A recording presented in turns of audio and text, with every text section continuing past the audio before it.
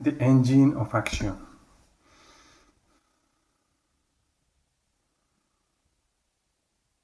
Whatever moves our body into action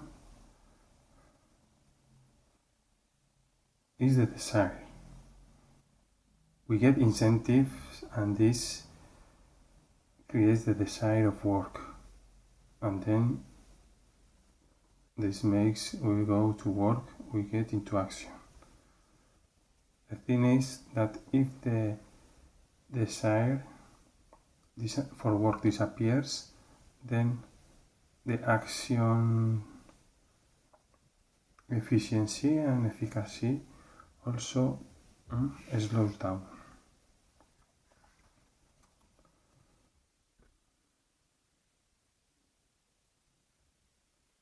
We go to work for others because there is an incentive. Usually the incentive is the money.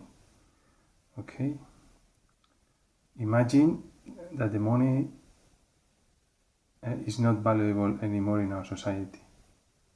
Who will keep working for others? Nobody. That's why our society is trying whatever he promotes, you can buy with money. They are not promoting the things you cannot buy with money. They are promoting the things you can buy with money. To keep everybody deciding, wanting the incentive of money to awaken the desire of work, and like this sustain this capitalism. In our life, whatever we want to accomplish, we have to act to accomplish this. And to act, in ourselves, a desire has to awaken. And this desire awakens from the emotional game. We feel awaken. When the emotion awakens from us, then is that wanting something, then you decide this thing, you act, and then you accomplish these things. Okay, it can be many things, a house, a car, a wife, children, whatever. Whatever desires, you have to act to accomplish.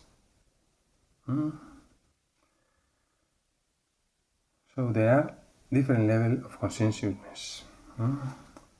When we are working in a physical level, the basic instincts move us into actions. When we are in the emotional level of conscientiousness, then the desires move us into actions.